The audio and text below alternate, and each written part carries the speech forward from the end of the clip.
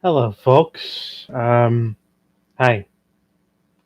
Um, I guess I'm following up on Mini Minuteman's video about melt melting buildings theory, which is apparently this historic idea that the a lot of these rock formations that you see that have these strange shapes are actually buildings melted by some sort of biblical, I guess, wrath of God sort of event. Now, that would be very pleasing, I would think, to somebody who has very strong faith in God, who has who wants to look at it in terms of. Pardon me.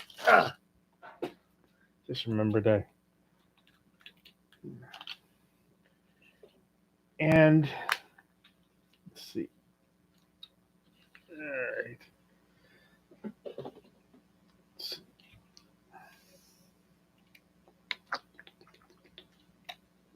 Morning med's nothing big. Um, the the idea is that, say, if you see a natural bridge, it was there because a real bridge melted. Um, or if you see a rock formation that looks vaguely pyramidal, it's because it melted from an actual pyramid. Um, and so on and so forth. And there are some ideas that show up in the in there. But it just seems to be the guy just says if it looks like it, it is it. And one of the examples he puts forward is the sort of dendritic, that is branching looking sort of patterns that you can sometimes get when you put an electric charge through an insulating material. Um, sort of like what you might get with a fulgurite, for example, or um, I forget what the term is that he uses for it, but it's a very recognizable looking sort of pattern. But the thing about it is, we already see many of these patterns without needing melting to explain it. Well, have you ever looked at a pile of dirt? Dirt that's been dug up out of the ground, sand or clay or whatever, and the rain comes down,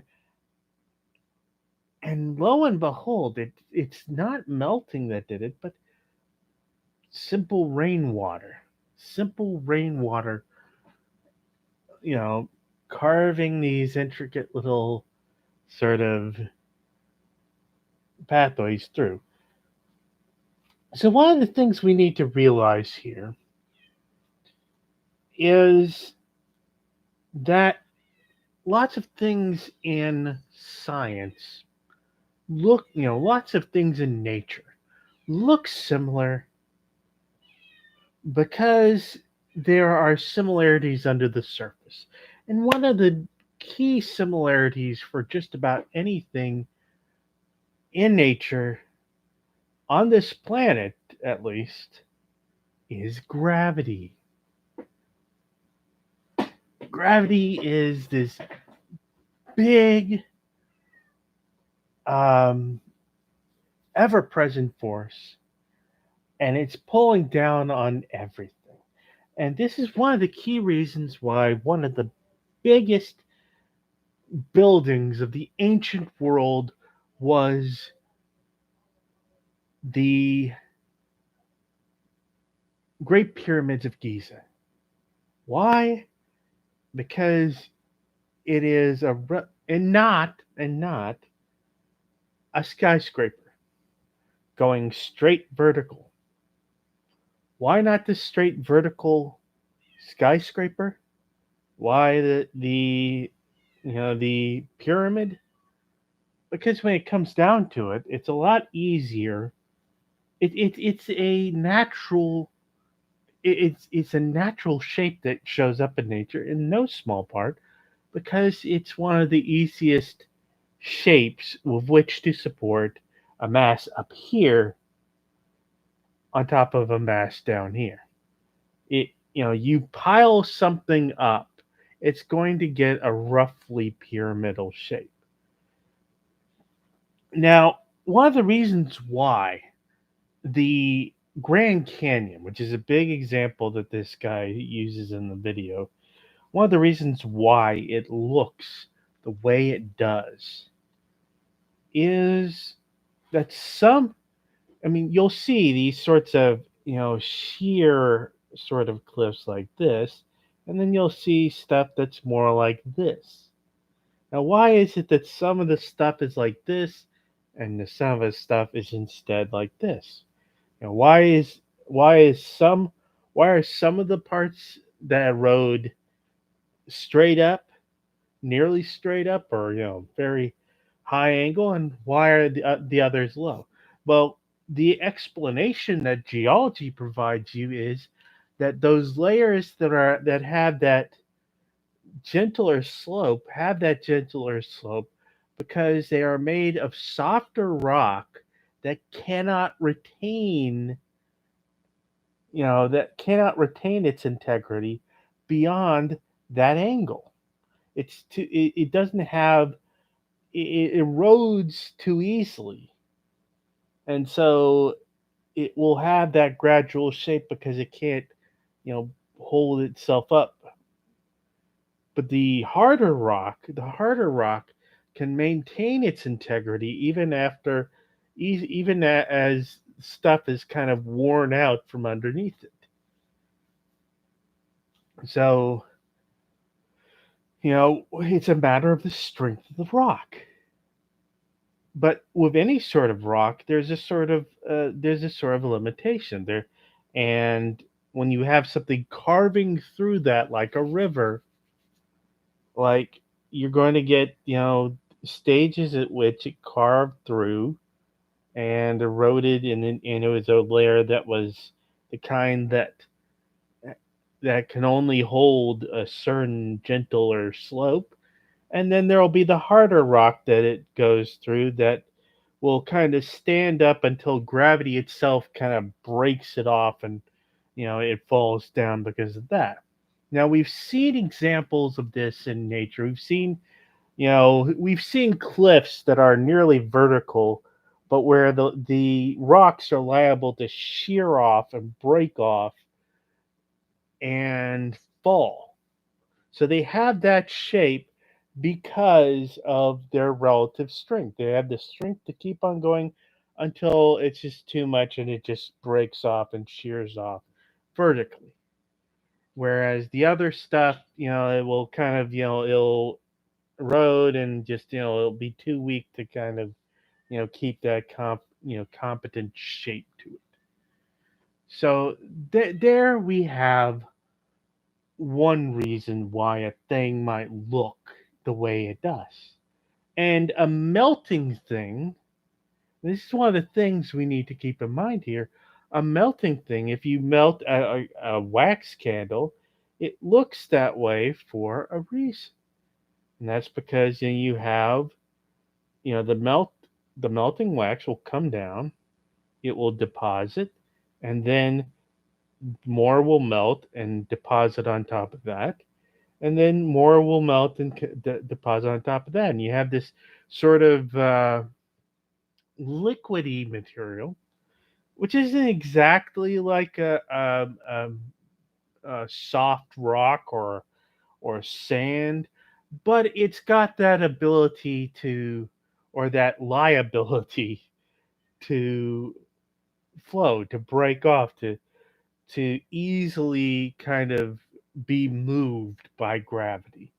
And so what happens is that as it's moved by gravity, it builds up, it builds up. You don't need it. You don't need, you'll see it kind of pile up that way. And that's the thing right there. He talks about a dendritic pattern, and then he points at a bunch of erosion features, basically saying that it must these features must be the result of lightning just simply blasting through these areas. I mean, for one thing, we see a lot of water features attached to this. For some strange reason, where the oh, of course, you can always say, and this is going to be part of the problem with Mini Minute Man's presentation to these people is that they're just as liable. I would guess to go, oh, but it the river flowed through after the lightning bolt went through.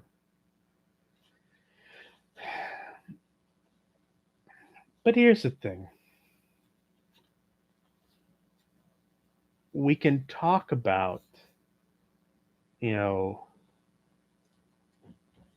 this guy is basically saying that if it looks like one thing, it must have that thing's cause. It must be the result. But look at nature. Look at your tree. Funny, it's got a tree like pattern. Hmm. A, a real, actual dendritic pattern. Why does it have that pattern?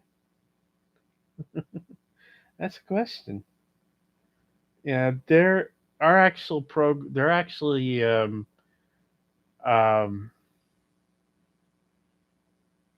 there are actual equations you can write that rather simply give you that dendritic tree look.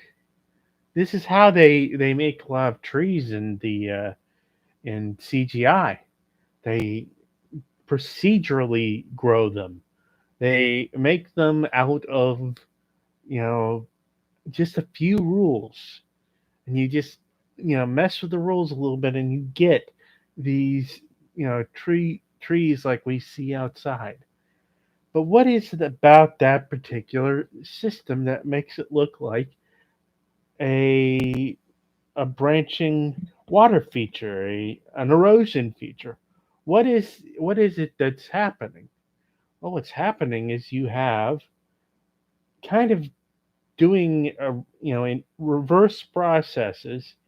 You have in some cases a bunch of things that flow together to become one thing, which is what an erosion feature does, or you have one thing that branches off as it finds as it either finds the weaknesses in a sediment, or I mean, you get dendritic patterns in agates and things like that, which aren't coming from some lightning hitting it, but rather from the filtration of minerals through something. Where there's sort of a okay, this splits along this line, and then it hits something, and then it splits along another line, and then it splits. You know, these sort of things happen in real life. There is there are things that split apart as they go along, like a delta, for example. A river delta is basically kind of the reverse. You get a a great deal of a river's course is you have different you know channels coming together at different points and ultimately coming together into one big river, which then flows to the sea. And we have plenty of examples of these watersheds all over the place. They're not an insignificant or unknown phenomena. So Why are they the way they are? Why is this, you know, why do we have this pattern when we put a charge through a material like a glass or a wood or something like that, something that tends to insulate? Why would it do that? Well, well, for one thing, it's we're dealing with something where energy.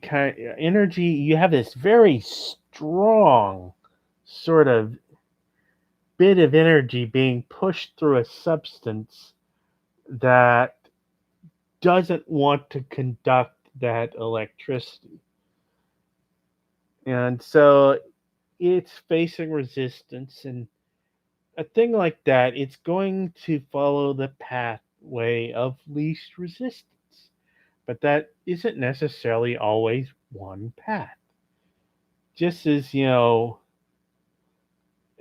just as,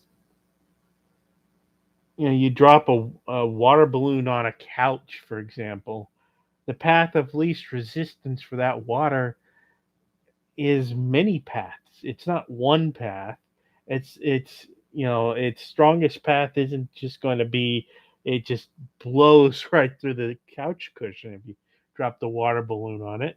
No, when it drops and it hits and it bursts, it's going to flow through all the little parts. It's going to get split up as certain parts resist it and certain parts give way before it. And there's a similar sort of logic in a the way a river might flow through an area. It will plow through one channel. It will face a obstruction in another. It will flow around that obstruction, and then it will come together again. This is the way nature often works. But this guy wants to believe that it's just one, that it just signifies that some sort of lightning came through and just, like God sending lightning on down on somebody who blasphemed against him.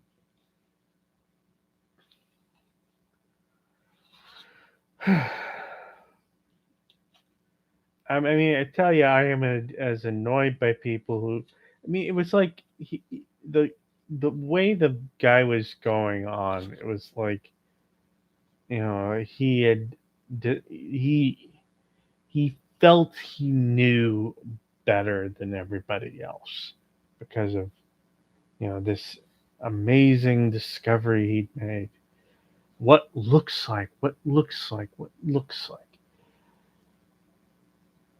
This is a very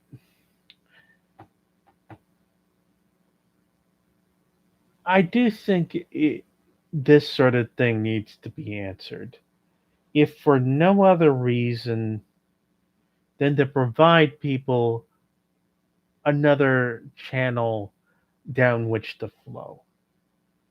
Because they're being given this, there are a bunch of people who are going to be given this, and, you know, kind of think that it's actually a neat idea, that it represents, okay, this is consistent with, the, this is consistent with the biblical account.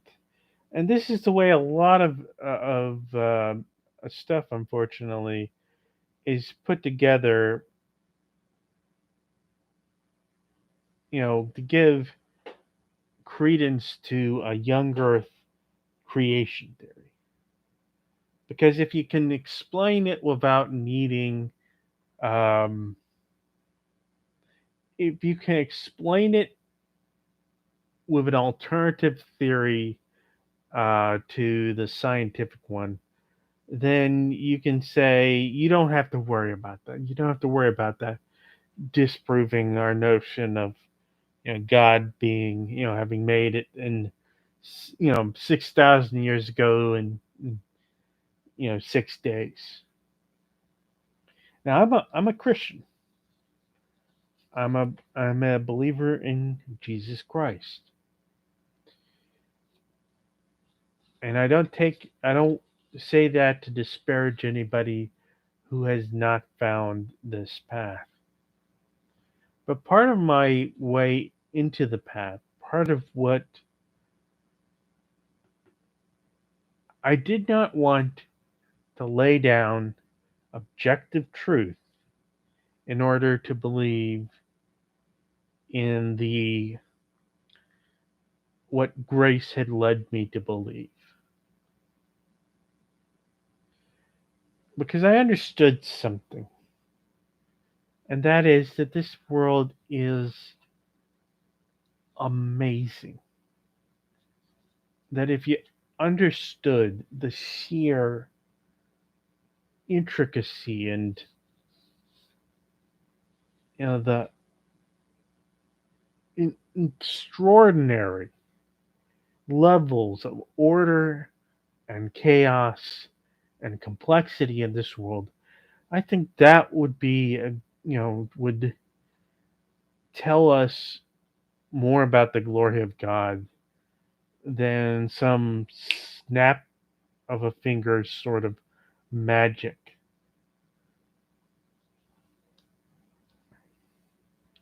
But again, that's my point of view. But I believe that what you get sometimes are people who want it to be simple because they want it to be comprehensible. They want it to be simple because if they can understand it, if they are,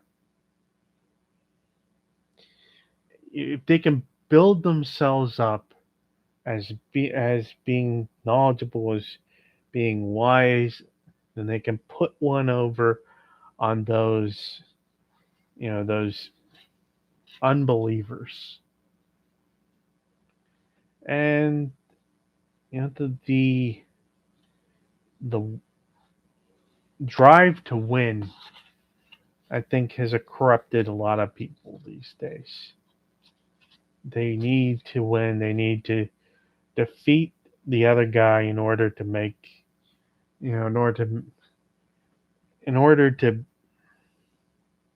feel that they've got things under control, that it's all right, that God's plan is being carried out.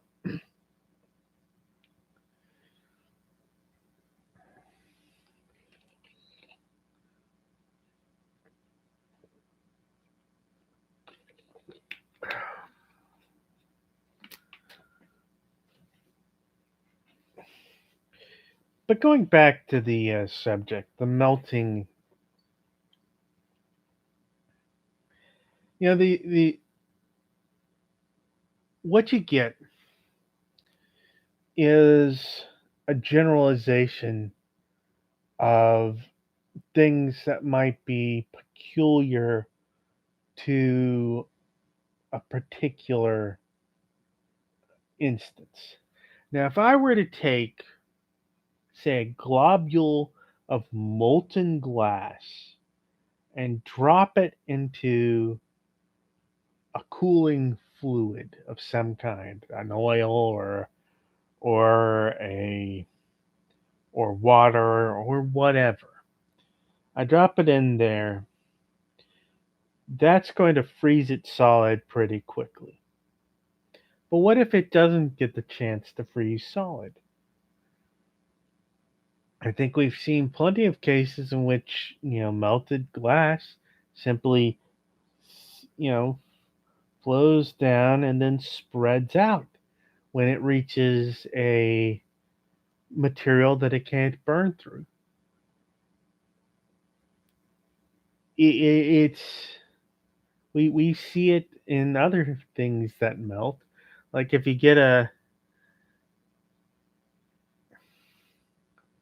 like Icicles, for example. I mean, what is an icicle? Icicle is, you have snow on the roof. The sun comes and melts some of that snow, and then the melt water drips down, and then as freezing temperatures uh, play over, flow as air with freezing temperature, you know, plays over that, the water refreezes and it kind of accumulates and accumulates. And so we get you know, these sort of like stalactites, stalagmites sort of features. And we're not getting the shape of those because of we're getting those sort of shapes because of a process that on one hand liquefies something and then on the other hand resolidifies it. But when it comes to stalagmites and stalactites, the way it's being dissolved and then recrystallizing, the way it's doing that is a different mechanism, but it follows similar rules to if it was, say, a lava, you know, if it was, lava dripping, it would look similar, but not because they're the same exact process. No, they would look similar because they're both obeying the laws of gravity and they're both dealing with fluids that have surface tension and that hold onto a crystallizing, solidifying solid. But the mechanisms behind how they're, becoming liquid and becoming solid again are different. But they're close enough in certain respects that they take on a similar shape. The shape of something doesn't have to be, and we also get sedimentary rocks. Now, sedimentary rocks aren't exactly the same, but as they weather, that as they turn from something that is solid, has integrity, is competent, is one piece, and as that is weathered into many pieces, well, gravity takes hold of it. Gravity takes hold of the grains of sand, of the gravel, of the grit, and water and air and other media come through and move this stuff, and it moves in a particular pattern. So if we're seeing patterns repeat, it isn't necessarily because they're doing the same exact thing. More like it's because they're doing similar things. Now, remember at the start when I talked about a skyscraper versus, the Great Pyramid of Giza? Remember that? That is a key thing there. That is another thing there that maybe people should pay greater attention to. What is a pyramid? What are the mounds we sometimes see in Native American, First Nations sort of territory? What are these things? Well, in no small part, it's man imitating nature. A pyramid can be seen as an artificial mountain of a sort.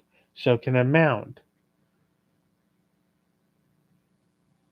And how do you build something like that? Well, if you want it to last, if you want it to be fairly solid, well, you build it in such a way that it can support its own weight. Mountains often have that sort of, conical sort of shape, that sort of triangular sort of shape, because that is what can hold its own weight. What doesn't hold its own weight will tend to weather away faster, or just not even be able to hold up under its own weight. I mean, one thing about them, you know, we're looking in geological surveys at the way.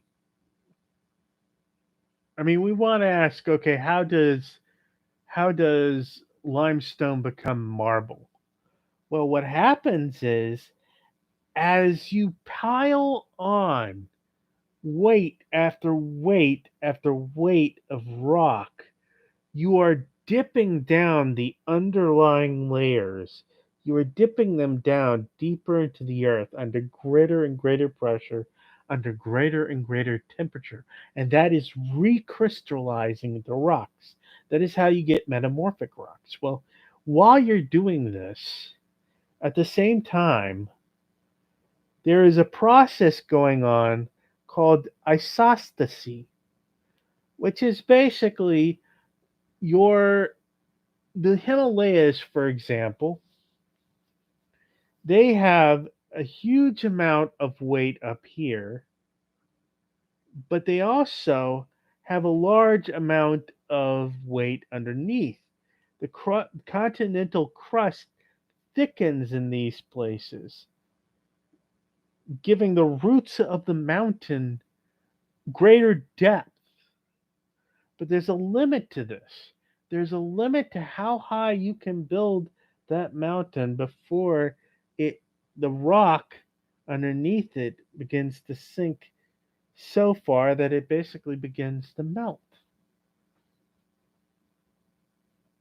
or at least become more plastic. It's a sort of misconception about the way uh, the rock underneath the crust works. What happens is that the rock becomes sort of more taffy like, but kind of just very thick, but able to flow. But the idea is that you have this sort of, it has to be of a certain shape. Mountains have to be of a certain shape in order to be supported by the mantle below them, but also to be able to support their own weight. And so that shape tends to be one where you have more underneath you than you have more on the lower of the layers, you have more going down, and that more going down supports what's up top. So you build broad and then you go up to a narrow point. And that is a universal. In the absence of steel girder construction, where you can just put the load, where you can direct the load downwards in a reliable fashion without resorting to a whole bunch of masonry sort of tricks, where you can do it with light construction that isn't adding so much weight to the base, to what has to be supported by the base, that isn't adding so much weight that you positively can't, hold it up anymore. If you want to do that sort of in a nature like way, then you end up building something like a pyramid. You end up building something like a cathedral with the flying buttresses taking the loads out and spreading them out, further and further down. You create like the Aztecs sort of or Mayan pyramids. The you build narrow at the top and then gradually broaden as you go down. It's a natural pattern, but people look at it and say, "Oh, you know, they're seeing they're seeing mankind build the way nature builds," and that's part of the thing, really. We imitate nature, and nature works by laws that look like that. The resemblance isn't a coincidence, but just because something isn't a coincidence doesn't mean that the non coincidental nature of it implies some sort of intelligent agent at work. Because we have rules to the way things work in nature. We have rules. And one of the key rules, gravity.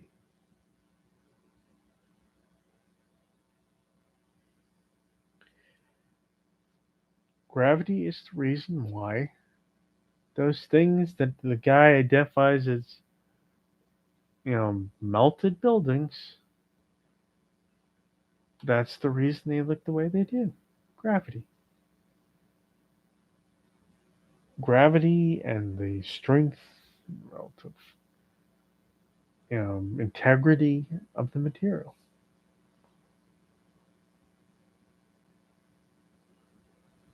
So that's basically it. I wanted to kind of get deep. I know Mini Minuteman did a good job of kind of laying out what some of the fallacies are concerning it, but I felt that more needed to be discussed about, you know, the way nature has its own sort of underlying rules and underlying forms. You know, forms and things that follow relatively simple rules, but which create complex results. We don't need to resort to idiotic sort of generalizations in order to explain what's around us. And in fact, avoiding such avoiding such I mean, here's the thing. What you're looking at right here is a human being. What you see, what you've got right here, you and I, it's seeing what's in front of us. It sees certain things and it can create its own little sort of, formulation of, okay, this is what's going on. And this is what's going on over here. And I think this is the explanation for this. But then nature is under no obligation to agree with what's up here. You can think, oh, it looks like that, so it must be it. No, that doesn't necessarily turn out to be the truth. They can say, oh, there's this concept when we're talking about COVID, for example. They can say, oh, there's this concept called antibody dependent enhancement. And this guy is saying that in 3 to 5 years, everybody's gonna, who got the vaccine's gonna drop dead. Do they understand what antibody dependent enhancement is? People can offer a thing for it, but when science describes a thing, for example, antibody dependent enhancement, what is that? Well, it's when you have a germ and the antibodies come in. Well, what the antibodies want to do is they want to bind to whatever antigen they've been programmed to go after. If we're talking the COVID vaccine, the antigen it's programmed to go after is the infamous spike protein, which is a nice target. It's out there, it's on the surface, it's saying, "Hi, I want to be, uh, I want to be grabbed onto by something." And in fact, that's its purpose, really. It's there to stick out, get bind to a receptor and start the process that the receptor is built to start, and that is the opening up of the cell so that the material can go into the cell. Of course, the virus is hijacking that in order to put its viral mRNA payload in. And the mRNA vaccines, well, their idea is that you give the body this antigen to go after, and it grabs onto this antigen on the it, I'm kind of skipping a step here. It programs your immune system to be able to look for it's sort of an expansion pack. Here's a new virus definition. And you don't even have to get infected to get this. Free bonus. You don't have to get sick. Here's the antigen. Now make the antibodies. Okay, the antibodies come in. If antibody dependent enhancement was what was going on, what would happen is the binding would occur, but it would be imperfect in such a way that it actually helped the COVID virus evade the immune system, and then it goes off to do all kind of mischief. Or perhaps even more mischief than it'd be otherwise able to do. And so then you get,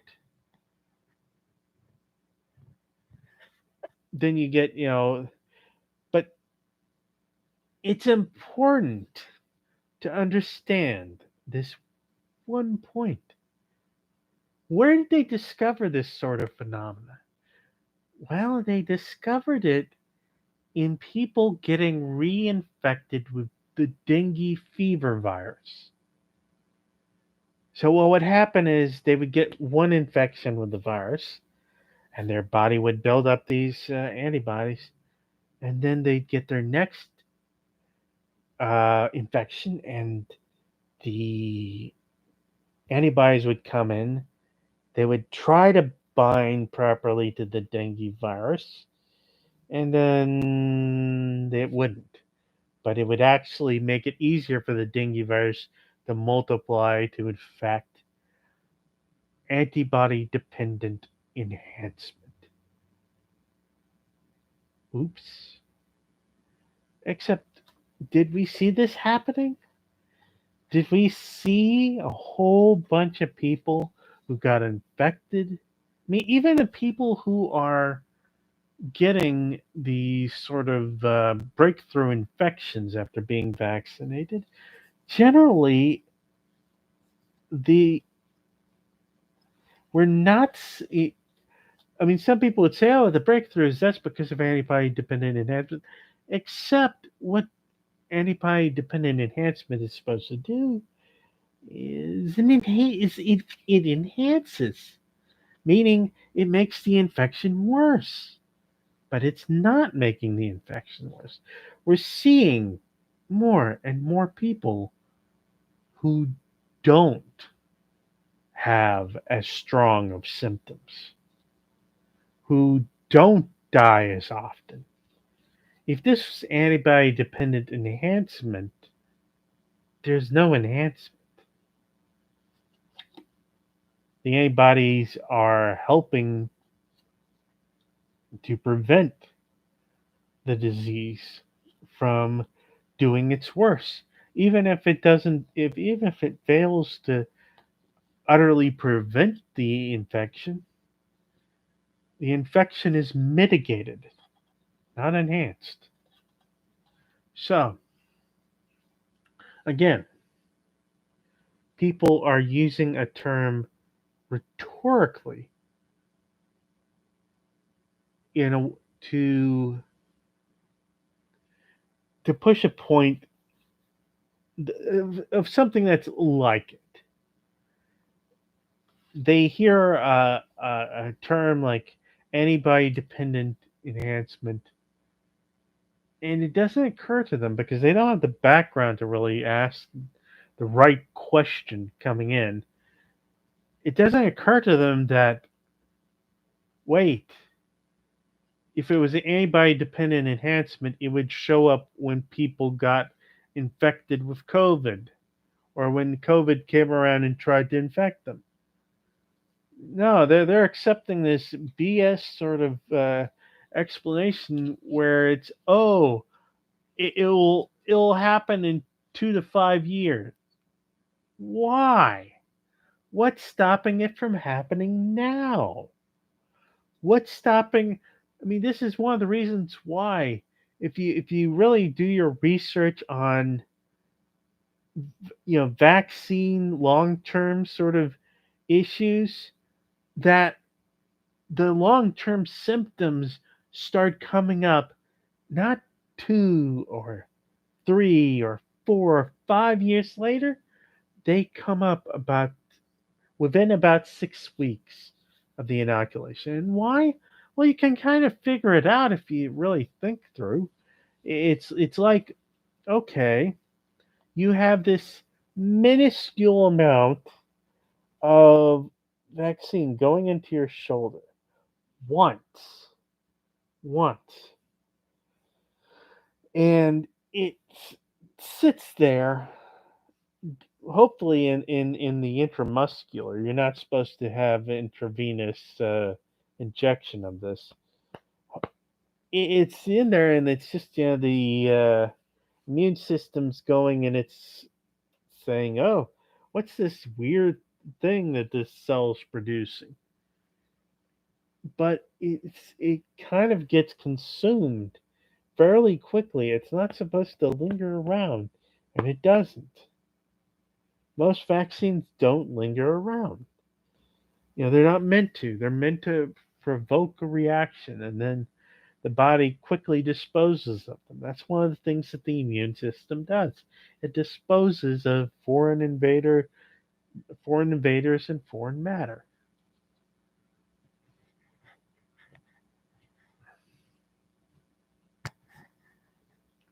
Now, the thing that people, but another thing is that people are, it's an unfamiliarity. It's like trying to analyze classical music, only you don't know what the instruments are. You have no idea of who the major composers are. You know, you don't know that a symphony is supposed to have four movements, and one movement's supposed to be this way, the next movement's supposed to be this way, and so on and so forth. It's trying to. It's one of the problems with this sort of Dunning Kruger sort of approach to being an expert in all fields, in all ways, thinking, raising your ego up. Because what when it ends up happening is that you end up demonstrating that you don't know as much as you think you know. Now, some of the explanations I've given about, say, why there's a dendritic pattern in in the in in the wood when the lightning gets kicked through it. Um, some of that's guesswork, and of course there are probably people who could tell you much better why it is that it will branch rather than stay as just one single energetic strand. But yeah, that's the thing. We have wonderful ideas. We imagine wonderful things. But science is in part about kind of sticking a pin in some of those ideas and seeing if they deflate. If there's nothing in them, if there's nothing in those ideas, of course, all the air will rush out. Because a lot of this sort of stuff, it's people taking a rhetorical approach. A is like B, C is like D. Therefore, and B is like C, so therefore A must be like D, and so on and so forth. Get these people who talk about having a classical education, but here's the thing: here's the difference between us and the classical philosophical periods. Here's the difference between us and folks, 200 or 300 years ago. The big difference is we have a system that doesn't just kind of go on these sort of loop de loops of philosophical thought, philosophical sort of haymaking about the what's going on, the phenomena and everything. Now, what we have nowadays takes a look at the evidence and tests the theories against the evidence. And if it's found wanting, well, you discard the theory. And this works because, people's first impressions are not always good, are not always accurate.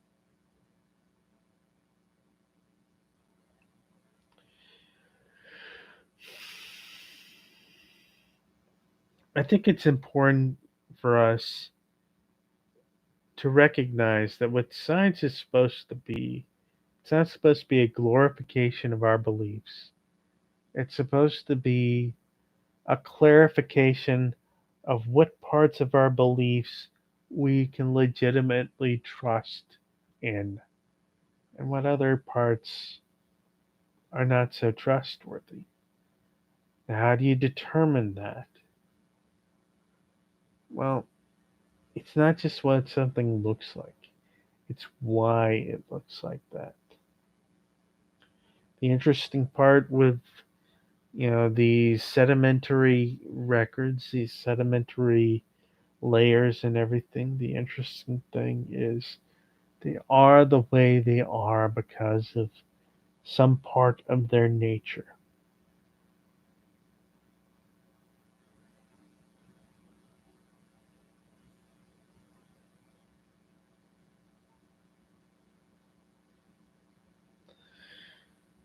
You know, this is the thing we sort of miss. When people confront COVID, but they're confronting it with the pseudoscience, it does them no good. If somebody can argue successfully to you that a mask isn't worth much, that a vaccine doesn't prevent any disease or ameliorate any symptom, they can successfully argue that to you without it actually being true. Of course, what happens if it is true, but you don't believe it to be so? Well, if you haven't vaccinated, COVID 19 is going to be rougher for you. And it's going to probably cause you even worse tragedy because you didn't vaccinate. Because Nature doesn't care what we know or think we know. Nature cares about nothing. We are nature caring about something. Human beings are nature developing the self awareness to be capable of caring about something. Other than that, in particular with a virus, an unfeeling, unspeaking thing that simply does what it's programmed to do and nothing more.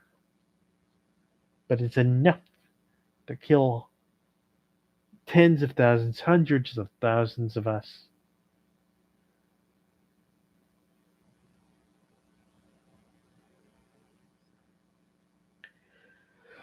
So let me wrap this up before the hour's out. My point is there's more going on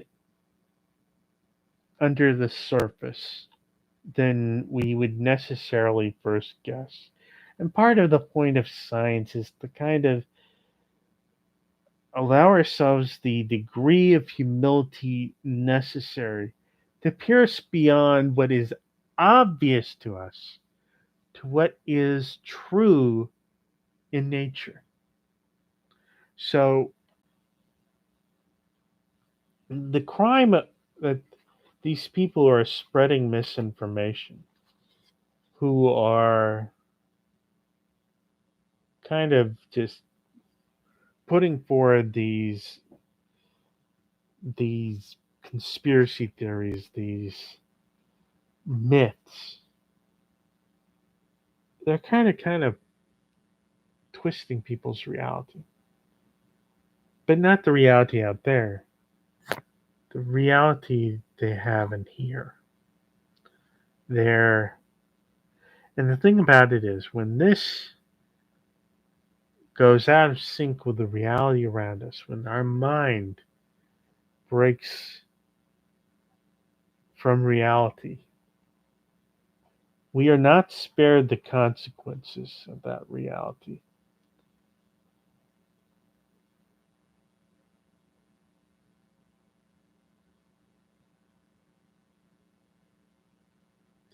Well, that's it. The truth does matter. It will matter even if we don't think it matters anymore. It will matter no matter what attitude we take. And we will live or die, suffer or experience joy, so on and so forth, according to how the real world behaves.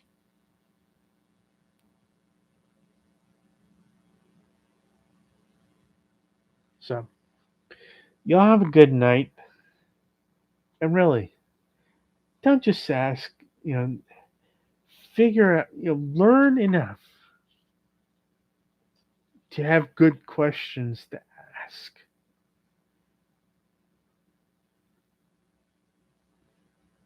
Don't sell yourself short. See you later.